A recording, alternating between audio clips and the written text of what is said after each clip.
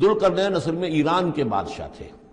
اور ایران اس وقت دو ملکوں میں اوپر میں منقسم تھا۔ اب بھی اگر ابھی کبھی نقشہ دیکھیں گے تو ایک علاقہ جو ہے ایران کا وہ تو ہے جو خراسان کا حصہ ہے، جو اصل ایران ہے اس کو بھی جو سمجھیے دو حصوں میں، ایک پارس پرانا کہلاتا تھا جس سے فارس کا لفظ بنا ہے، اور دوسرا مادہ تھا، میڈیا یا مادہ۔ تو یہ ایک شخص ایسے ابھرے کہ جنہوں نے ان دونوں کو ملا کر ایک حکومت بنایا، اور وہاں سے سلطنت ایران کا جو یوں سمجھیے کہ جو ان کا ایک سنہرا دور ہے، اور ان کی عظمت و سطوت جس کی کہ وہ بہت زیادہ جس پر فخر کرتے ہیں، اس لیے کہ ایرانی قوم بڑی نیشنلسٹ ہے، نسل پرست ہے، ان کے اندر اپنی تاریخ پر، اپنی روایات پر جو ہے وہ بہت ان کو فخر ہے۔ تو وہاں سے وہ دور شروع ہوا، اور انہوں نے پھر اس علامت میں کہ میں نے دو ملکوں کو جوڑ کر ایک بنایا ہے، اپنے تاج کے اندر دو سینگ لگا لیے تھے، اور وہ جو ہے ذوالقرنین یہ لقب ان کا ہو گیا تھا۔ اس کے حوالے سے سوال کیا گیا، اور اس کے بارے میں تفصیل جو اگلے رکوع میں آئے گی۔ اعوذ باللہ من الشیطان الرجیم، بسم اللہ الرحمن الرحیم۔ وَيَسْأَلُونَكَ عَنْ ذِي الْقَرْنَيْنِ قُلْ سَأَتْلُو عَلَيْكُم مِّنْهُ ذِكْرًا۔ صدق اللہ العظیم۔ ذوالقرنین کے بارے میں آپ کو بتا چکا ہوں کہ ان کا نام تاریخ میں جو مشہور ہے وہ کیخسرو یا سائرس، اور انہی سے اصل میں ایران کی عظمت کے دور کا آغاز ہوا تھا۔ چنانچہ تقریباً میں سمجھتا ہوں کہ شاید 25-30 سال پہلے کی بات ہے، جب شہنشاہ ایران، اس وقت جب کہ ان کی بادشاہت جو ہے وہ بڑے عروج پر تھی، انہوں نے 2500 سالہ برسی منائی تھی انہی کیخسرو کی، سائرس کی۔ ان کی قبر جو ہے مقبرہ وہ دریافت ہو گیا تھا، اور وہاں پر ان کا ایک مجسمہ بھی دریافت ہوا تھا کھدائی پر۔ اس مجسمے میں وہ دو لگے ہوئے تھے، سینگ بھی۔ اس موضوع پر سب سے پہلے مولانا ابوالکلام آزاد مرحوم نے، جو اپنی ترجمان القرآن کے نام سے انہوں نے مختصر ترجمہ اور تفسیر لکھی ہے، اس میں بڑے تفصیلی نوٹس لکھے ہیں۔ سب سے پہلے اہل علم کے حلقے میں ان کے بارے میں جو معلومات ہیں وہ ان کے ذریعے سے آئی ہیں۔ اب یہ تقریباً یونیورسلی ایکسیپٹڈ ہے۔ پھر سوال پیدا ہوتا ہے کہ ان سے کیا دلچسپی یہود کو تھی، تو وہ بھی سمجھ لیجئے کہ نبوکدنضر نے 587 قبل مسیح میں حملہ کیا تھا فلسطین پر، اور نبوکدنضر عراق کا بادشاہ تھا۔ اس مڈل ایسٹ کو ذہن میں رکھیے کہ میڈیٹرینین کے بالکل ساتھ ہے ملک شام، اور شام ہی کا ایک علاقہ فلسطین ہے۔ اس وقت جو ہے یہ فلسطین اور اسرائیل اور شرق اردن اور ویسٹ بینک اور لبنان، یہ سب مل کر جو ملک بنتے ہیں، در حقیقت یہ شام عرب ہے، یہ شام ہے۔ پھر اس کے مشرق میں یہ عراق عرب یا عراق ہے، اور اس کے مشرق میں پھر ایران ہے۔ تو عراق کا بادشاہ تھا جس نے حملہ کیا تھا یروشلم پر، تباہ و برباد کیا، اور ان کو قیدی بنا کر لے گیا۔ کیپٹیوٹی کا دور ان کا تقریباً 150 برس کا ہے۔ لیکن اس عرصے میں ایران میں یہ شخصیت ابھری کیخسرو کی یا سائرس کی۔ اس نے پھر فتوحات کا دائرہ شروع کیا، تو سب سے پہلے عراق کو فتح کیا، بیبیلونیا کو، اور یہاں پر جو یہ اسیر تھے یہودی، ان کو اجازت دے دی کہ تم واپس جاؤ، اپنا یروشلم آزاد کرو، اپنے جا کر آباد کر لو دوبارہ۔ تو گویا کہ یہ محسن ہیں، ان کے ذوالقرنین جو ہے ان کے محسن ہیں، جن کی وجہ سے کہ جن کے ذریعے سے اللہ تعالیٰ نے انہیں بیبیلونیا یعنی عراق کی کیپٹیوٹی، جو ان کی اسارت کا دور تھا، اس کو ختم کیا، آزادی ملی، اور پھر یہ واپس آئے۔ حضرت عزیر علیہ السلام کے ساتھ قافلہ آیا ہے، اور وہ تقریباً پھر انہوں نے آ کر یہاں سر نو اس شہر کو بھی آباد کیا، اور ہیکل جو ہے حضرت سلیمان علیہ السلام کا بنایا ہوا جو وہ عبادت خانہ تھا، اس کو دوبارہ تعمیر کیا۔ اس اعتبار سے ذوالقرنین جو ہے وہ ان کی تاریخ میں ایک معروف شخصیت ہے۔ تاریخ سے معلوم ہوتا ہے کہ انہوں نے پھر ایران کی پہلی حکومت کو کنسولیڈیٹ کر کے پارس اور مادہ کو ملا کر ایک سلطنت ایران بنائی۔ پھر ان کی فتوحات کے 3 دائرے ہیں۔ مغرب کی طرف میڈیٹرینین تک پورا علاقہ فتح کر لیا۔ مشرق میں پھر یہ ہمارا جو مکران تک کا علاقہ ہے، یہ سارا کا سارا علاقہ ایران کے ساتھ ہی ملتا ہوا ہے، بلوچستان، مکران، یہ پورا علاقہ انہیں فتح کیا۔ ایک مہم ان کی شمال کی طرف گئی، بحیرہ کیسپین جو ہے، اور ادھر سے جو وہ بلیک سی ہے، بحیرہ اسود، ان دونوں کے درمیان جو پہاڑی سلسلے ہیں، یہ شمال کی طرف جو ہے تیسری مہم گئی۔ جیسے کہ حضرت عمر رضی اللہ تعالیٰ عنہ کے عہد میں بھی 3 لشکر نکلے تھے مسلمانوں کے جزیرہ نما عرب سے۔ ایک لشکر شام سے ہوتا ہوا پھر مصر کی طرف گیا ہے، ایک لشکر عراق سے ہوتا ہوا ایران کی طرف گیا ہے، اور ایک لشکر سیدھا شمال کی طرف گیا ہے، اور کوہ کاف تک جو ہے، جس کو کوکیشیا کہتے ہیں، وہاں تک کی فتوحات حاصل کی مسلمانوں نے۔ تو تقریباً یہی سمجھیے کہ ایک بلو پرنٹ تھا، جو کہ یعنی ہمارے اس دور خلافت راشدہ سے یہ سمجھیے کہ لگ بھگ کوئی 2000 سال قبل جو ہے یہ واقعہ پیش آیا ہے، یا بلکہ اس سے کم۔ کوئی 1500 سال قبل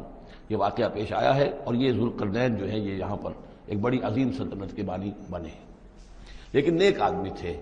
اور معلوم یہ ہوتا ہے کہ یہ اصل میں جو کہانیاں ہیں، یہ ان کی داستانیں ہیں کہ ان کو قتل کیا جانا تھا۔ یہ کہیں شہزادے تھے کسی چھوٹی سی مملکت کے، اور وہاں سے ان کو کسی نے بچایا کسی طریقے سے، اور پھر یہ صحرا میں رہے روپوش، اور وہاں کسی نبی کی تعلیم سے ان کو آشنائی ہوئی ہے۔ ہو سکتا ہے کوئی اسرائیلی نبی ہی کی تعلیم ہو، یہ بھی ہو سکتا ہے کہ زرتشت جو ہیں وہ بھی کوئی اللہ کے نبی ہوں اور ان کی تعلیم ان تک پہنچی ہو، لیکن خود ان کا کردار جو قرآن پیش کر رہا ہے وہ بہت ایک نیک مومن صالح ایک بندہ مومن اس کا کردار ہے۔ یہ کردار جو ہے کسی بھی درجے میں 1% بھی جو ہے وہ کسی اور دوسرے فاتح پر یا کسی اور حکمران کے اوپر جنہیں بھی ہم جانتے ہیں تاریخی اعتبار سے ان پر منطبق نہیں ہوتا، یہ انہی کی شخصیت ہے۔ وَيَسْأَلُونَكَ عَنِ ذِي الْقَرْنَيْنِ، اور اے نبی آپ سے پوچھ رہے ہیں ذوالقرنین کے بارے میں، قُلْ سَأَتْلُو عَلَيْكُم مِّنْهُ ذِكْرًا، ان سے کہیے میں عنقریب تمہیں اس کے بارے میں کچھ حالات بتاتا ہوں۔ اِنَّا مَكَّنَّا لَهُ فِي الْأَرْضِ، ہم نے اسے زمین میں بڑا تمکن عطا کیا تھا، غلبہ عطا کیا تھا۔ وَآتَيْنَاهُ مِن كُلِّ شَيْءٍ سَبَبًا، اور ہم نے اسے ہر طرح کا ساز و سامان، وسائل و ذرائع، تمام اسباب جو ہیں فراہم کر دیے تھے۔ فَأَتْبَعَ سَبَبًا، تو انہوں نے پھر ایک مہم تیار کی، یعنی ایک فتوحات کا دائرہ مغرب کی طرف، حتیٰ اذا بلغ مغرب الشمس، یہاں تک کہ جب وہ سورج کے غروب ہونے کی جگہ تک پہنچ گئے۔ اب یہ پرانے زمانے میں ظاہر بات ہے کہ پورا اس سے زیادہ نقشہ تو لوگوں کو معلوم بھی نہیں تھا۔ جب میڈیٹرینین کے ساحل پر پہنچ گئے تو معلوم آگے تو سمندر ہے، اور سمندر میں پھر آدمی کو محسوس ہوتا ہے سورج ڈوبتا ہوا۔ اگر آپ ساحل سمندر پر کھڑے ہو کر دیکھیں تو معلوم ہوتا ہے سمندر میں سورج ڈوب رہا ہے، تو یہ گویا کہ مغرب الشمس بن گیا ان کے لیے، وہ یہ سورج کے ڈوبنے کی جگہ۔ حتیٰ اذا بلغ مغرب الشمس، جب وہ پہنچ گئے سورج کے غروب ہونے کی جگہ، وجدہا تغرب فی عین حمیۃ، تو انہوں نے دیکھا اسے ڈوبتے ہوئے، وہ ڈوب رہا ہے ایک بڑے گدلے سے سمندر کے اندر۔ وہ جو وہاں کا سمندر ہے بڑا گدلا سا ہے، یہ ایجین سی وغیرہ جو کہلاتے ہیں یہ بہت گدلے سے پانی کے ہیں۔ ووجد عندہا قوما، اور وہاں انہوں نے ایک قوم کو پایا مراد یہ کہ اس قوم پر انہیں فتح ہوئی، جنگ ہوئی، انہوں نے ان کو شکست دی، اور وہ قوم گویا کہ اب ان کے رحم و کرم پر ان کی گویا کہ وہ محکوم ہو گئی۔ قلنا یا ذوالقرنین، ہم نے کہا ذوالقرنین سے، اب یا تو یہ کہ یہ شاید نبی ہوں واللہ عالم، تو اللہ تعالیٰ کا اس طریقے سے براہ راست ان کو وحی کرنا، لیکن غیر نبی کو بھی اللہ تعالیٰ الہام کے ذریعے سے، جیسا کہ ہم نے دیکھا کہ وہ تو شہد کی مکھی کو بھی لفظ وحی آیا ہے، تو یہاں آیا ہم نے کہا اے قرنین، اور یہ بھی ہو سکتا ہے یہ صورتحال کی تعبیر ہو کہ گویا کہ وہ حالات زبان حال سے یہ کہہ رہے تھے۔ قلنا یا ذوالقرنین اما ان تعذب و اما ان تتخذ فیہم حسنا، کہ یا اے ذوالقرنین تمہیں اب پورا اختیار ہے، چاہو تو یہ جو مفتوح قوم ہے تمہاری اسے تم سزا دو، عذاب دو، ستاؤ انہیں، یا یہ کہ تم ان کے اندر اچھی روش اختیار کرو، ان کے ساتھ حسن سلوک کرو۔ قال، انہوں نے کہا اما من ظلم، جو کوئی ظالم ہے، بے انصاف ہے، ہو سکتا ہے اس سے مراد کفر اور شرک بھی ہو، فسوف نعذبہ ثم یرد الی ربہ فیعذبہ عذابا نکرا، تو اسے تو ہم عذاب دیں گے، سزا دیں گے، اور پھر وہ لوٹایا جائے گا اپنے رب کی طرف، پھر اس کا رب اس کو عذاب دے گا جو اصل عذاب ہے، برا عذاب، سخت عذاب۔ وَأَمَّا مَنْ آمَنَ وَعَمِلَ صَالِحًا، اور جو لوگ ایمان لائیں گے اور یقین کریں گے حقائق پر، اللہ کو مانیں گے، وَعَمِلَ صَالِحًا، اور نیک عمل کریں گے، فَلَهُ جَزَاءً الْحُسْنَىٰ، تو اس کو ہم اچھا بدلہ بھی دیں گے، وَسَنَقُولُ لَهُ مِنْ أَمْرِنَا يُسْرًا، اور اس سے ہم اپنے معاملے میں بھی نرم بات کریں گے، یعنی یہ کہ ان سے ٹیکس اگر لینے ہیں تو نرمی کے ساتھ لیں گے، جو مفتوحہ ممالک کے ساتھ معاملہ ہوتا ہے تو ہم ان کے ساتھ نرمی کا سلوک کریں گے جو ایمان لے آئیں گے۔ ثم اتبع سبابا، مغرب کی طرف سے فارغ ہو کر پھر اب یہ مشرق کی طرف گئے، پھر انہوں نے ایک اور مہم کا بندوبست کیا، حتیٰ اذا بلغ مطلع الشمس، یہاں تک کہ جب وہ سورج کے طلوع ہونے کی جگہ تک پہنچ گئے۔ اب یہ جہاں تک تاریخی طور پر ثابت ہے وہ صرف مکران کے علاقے تک اتنی دور تک آئے ہیں، واللہ عالم، ہو سکتا ہے کہ مکران کے ساحل پر کھڑے ہو کر بھی انہیں محسوس ہوا ہو کہ بس اب یہ سورج جو ہے غروب ہو رہا ہے یا طلوع ہو رہا ہے وہاں سے، مطلع الشمس، تو وہاں جب پہنچے وجدہا تطلع علی قوم لم نجعل لہم من دونہا سترا، تو انہوں نے پایا اس کو کہ وہ طلوع ہوتا ہے ایک ایسی قوم پر کہ جس کے لیے ہم نے آفتاب سے کوئی اوٹ نہیں رکھی ہے، یعنی یہاں کے جو قبائل تھے، گیڈروسیا وغیرہ یہ کہلاتا تھا اس زمانے کے اندر، یہ وحشی قبائل تھے، ان کو ابھی چھت بنانے کا فن نہیں آیا تھا، یعنی گھر جو ہوتے تھے وہ صرف دیواریں کھڑی ہوتی تھیں کہ جو خالی پلاٹ ہے زمین کا اس میں یہ دیوار کھڑی ہے، یہ میرا گھر ہے، تمہارا گھر ہے، لیکن گھر میں چھت وغیرہ کا بھی کوئی تصور ان کے ہاں نہیں تھا۔ ظاہر بات ہے کہ چھت ڈالنا جو ہے یہ تو ایک تمدن کے ارتقاء کے دور کی علامت ہے، تو وہ بغیر کسی سورج کے سائے کے وہ اپنی زندگی گزارتے تھے۔ کذالک، ایسا ہی ہوا وہاں بھی، یعنی جو پہلے ہوا تھا کہ یہاں بھی معاملہ وہی ہوا کہ اللہ تعالیٰ نے اختیار مطلق انہیں دیا، فتح دی، لیکن انہوں نے یہاں بھی یہی کہا کہ جو نیک لوگ ہوں گے ان کے ساتھ ہم نرمی کریں گے اور جو شریر ہوں گے ان کو سخت سزا دیں گے۔ وقد احطنا بما لدیہ خبرا، اور ہمیں پوری طرح معلوم ہے کہ جو وہاں اس کی خبر ہوئی اور جو بھی حالات وہاں گزرے، جو ماجرا وہاں ہوا۔ ثم اتبع سببا، اب یہ تیسری آ رہی ہے، ثم اتبع سببا، پھر اس نے ایک اور مہم تیار کی، یہ شمالی مہم ہے۔ حتی اذا بلغ بین السدین، یہاں تک کہ جب وہ دونوں پہاڑوں کے درمیان پہنچ گئے، دو دیواروں کے درمیان پہنچ گئے، تو یہ سمجھ لیجئے بحیرہ کیسپیئن داہری طرف ہے، مشرق میں بحیرہ اسود، بحر اسود، اس کے درمیان یہ سلسلہ کوہ ہے اور یہ پیرلل چلتے ہیں دو اور ان کے درمیان سے پھر وہ درے ہیں کہ جن میں سے ہو کر شمالی علاقے سے جو وحشی قبائل تھے وہ آ کر یہاں حملہ کرتے تھے، تاخت و تاراج کرتے تھے، لوٹ مار کر کے چلے جاتے تھے، جن کو یاجوج ماجوج کہا گیا ہے۔ حتی اذا بلغ بین السدین، جبکہ یہ پہنچے ان دونوں دیواروں کے درمیان، وجد من دونہما قوما، تو انہوں نے پایا ان دونوں کے ورے ایسے لوگوں کو، لا یکادون یفقہون قولا، یہ لوگ بھی ایسے تھے غیر متمدن، کیونکہ بات سمجھتے نہیں تھے، یعنی زبان ایسی ہوگی کہ جو ان کی سمجھ میں نہیں آ رہی تھی، لیکن یہ کہ کسی نہ کسی ذریعے سے انہوں نے اپنا ایک مطلب، اپنی ایک قصداشت پیش کی۔ قالوا یا ذا القرنین، انہوں نے کہا کہ اے ذو القرنین، ان یاجوج و ماجوج مفسدون فی الارض، یاجوج اور ماجوج جو قومیں ہیں یہ زمین میں بہت فساد مچانے والی ہیں۔ فہل نجعل لک خرجا، تو کیا ہم آپ کے لیے ایک سالانہ خراج مقرر کر دیں، الا ان تجعل بیننا و بینہم سدا، اس کے عوض کہ آپ ہمارے اور ان کے درمیان ایک سد تعمیر کر دیں، ایک دیوار حائل کر دیں کہ وہ ہم پر حملہ آور نہ ہو سکے، درے کو بند کر دیا جائے۔ یوں سمجھیے جس اصول پر کہ آج کل ڈیم بنتے ہیں، ڈیم کیا ہے کہ ایک پہاڑی سلسلہ یوں آ رہا ہے، ایک پہاڑی سلسلہ یوں آ رہا ہے، دریا درمیان میں سے گزر رہا ہے، آپ نے گزرگاہ پر ایک دیوار کھڑی کر دی تو یہ گویا کہ ایک آرٹیفیشل لیک کریٹ ہو گئی، پانی یہاں جمع ہو رہا ہے۔ تو اگر پہاڑی سلسلے دو چل رہے ہوں، ان کے درمیان جو راستہ ہے اس کو اگر بند کر دیا جائے، ایک دیوار کھڑی کر دی جائے اور اس دیوار کے مضبوط دیوار ہو، تو ظاہر بات ہے کہ پھر ادھر سے کوئی آ کر حملہ آور نہیں ہو سکتا، ان کے لیے ایک حفاظت کا سامان ہو جاتا ہے۔ یہاں یہ سمجھ لیجئے کہ یاجوج ماجوج سے کیا مراد ہے۔ حضرت یافس علیہ السلام، جو تین بیٹے تھے حضرت نوح علیہ السلام کے، سام، حام، یافس، سامی نسل کے بارے میں تو ہم نے بہت کچھ سمجھ لیا کہ حضرت ابراہیم بھی سامی نسل سے تھے، پھر قوم عاد بھی سام ہی کی نسل کی ایک شاخ تھی، قوم سمود بھی اسی کی شاخ تھی، یہ تمام جو ہے یہ تو سیمیٹک ریسز ہیں۔ حضرت یافس کی اولاد نے یہ سینٹرل ایشین ماؤنٹینز کا جو سلسلہ ہے اس کو کراس کیا اور شمال میں چلے گئے، اور شمال میں جا کر دائیں بائیں پھیل گئے، پھر یہ میدان ہے، ٹنڈرے کے میدان اور فلانے میدان اور بڑے بڑے کھلے میدان ہیں، تو گویا کہ ایشیا کو درمیان میں جو سلسلہ کو ہے تقسیم کر دیتا ہے، ایک شمالی حصہ ہے، ایک اس کے جنوبی حصہ ہے، یہ شمالی میں چلے گئے اور جا کر پھر پھیلنے میں وہ مشرق کی طرف آئے تو چین اور ہند چینی تک یہ ساری قومیں جو ہیں یہ یلو ریسز، یہ انہی کی نسل سے ہیں، اور مغرب میں چلے تو روس، اور روس سے ہو کر روس کے ساتھ ملتا ہوا علاقہ اسکینڈینیوین کنٹریز کے ساتھ، پھر وہاں سے وہ اتر کر، اور یورپ کے بھی جو یہ مغربی ممالک ہیں، اینگلو سیکسنز جو ہیں، یہ بھی در حقیقت اسی سے اسکینڈینیوین کنٹریز سے اترے ہوئے لوگ ہیں۔ تو یوں سمجھ لیجئے کہ ویسٹرن یورپ اور ایسٹرن یورپ کا بھی خاص طور پر شمالی علاقہ، اور پورا یہ روس کا علاقہ، اور پورا صحرائے گوبی، اور پورا چین، اور وہاں تک جو ہے ہند چینی تک، یہ یافس کی نسل ہے۔ یافس کے جن بیٹوں کے نام تورات میں آئے ہیں، کئی نام ہیں، وہ کوئی ایک دو نہیں، ان میں گوگ اینڈ میگوگ بھی ہے، توبال بھی ہے، موسک بھی ہے، موسک ایک شخص کا نام ہے، اور موسکو ہو سکتا ہے کہ اسی نے آباد کیا ہو اور وہیں سے وہ نام بنا ہو۔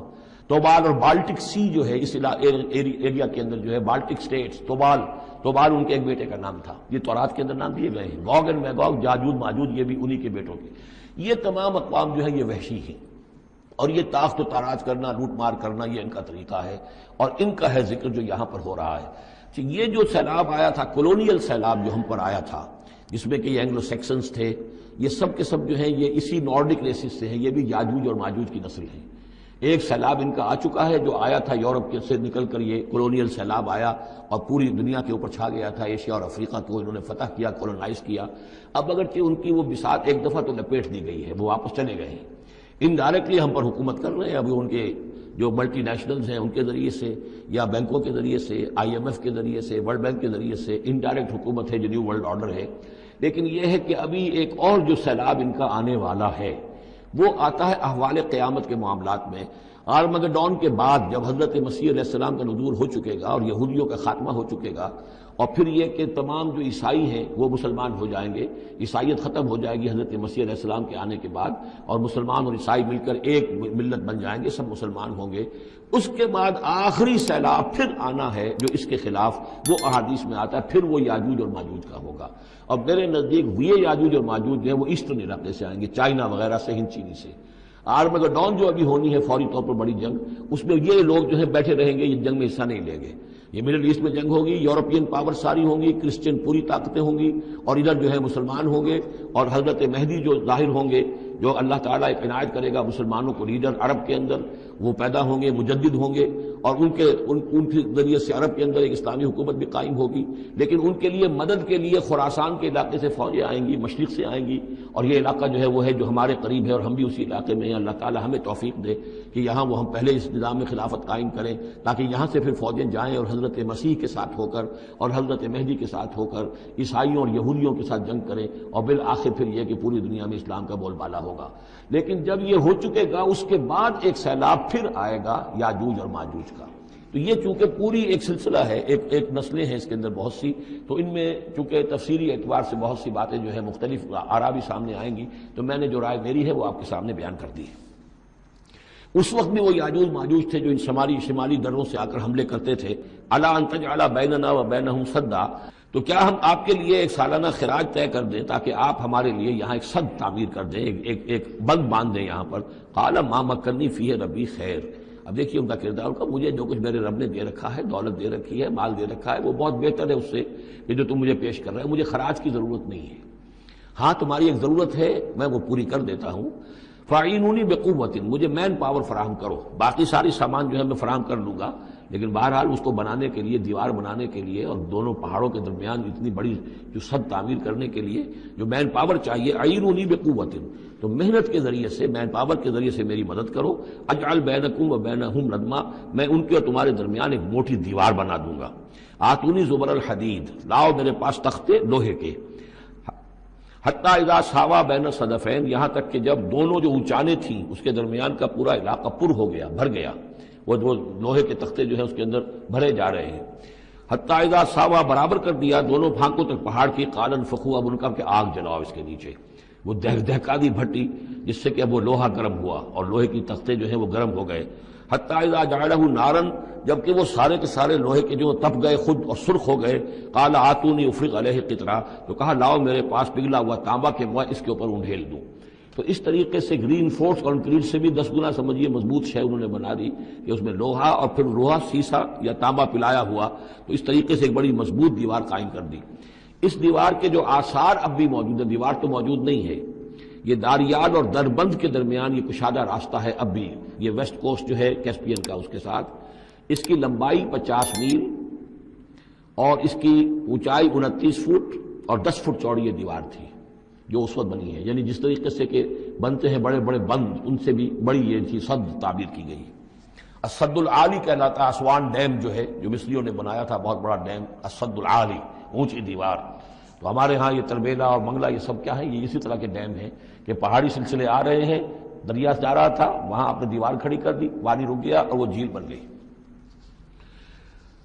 فَمَسْتَعُوا أَن يَظْهَرُوهُ، تو انہوں نے کہا کہ اب یہ لوگ نہ تو یہ اس کے اوپر سے آ سکیں گے، اس کو نہ چڑھ سکیں گے، وَمَا اسْتَطَاعُوا لَهُ نَقْبًا، نہ اس میں کوئی سوراخ لگا سکیں گے، نقب لگا سکیں گے۔ قَالَ هَذَا رَحْمَةٌ مِّن رَّبِّي، یہ سب اتنا بڑا کارنامہ کر کے بھی انہوں نے کہا یہ سب رحمت ہے میرے رب کی طرف سے، میرا کوئی کمال نہیں، یہ سب اللہ کی طرف سے ہے۔ فَإِذَا جَاءَ وَعْدُ رَبِّي، اور جب میرے رب کا وعدہ آئے گا، جَعَلَهُ دَكَّاء، وہ اس پوری دیوار کو جو ہے ریزہ ریزہ کر دے گا، ختم ہو جائے گی دیوار۔ اب وہ دیوار وہاں موجود نہیں ہے، وہ ختم ہو چکی ہے امتداد زمانہ سے، اب اس کے کوئی آثار باقی نہیں رہے، بس آثار معلوم ہو جاتے ہیں کہ یہاں وہ دیوار ہوتی تھی، جس سے یہ میں نے ڈائمنشنز آپ کو دیے ہیں۔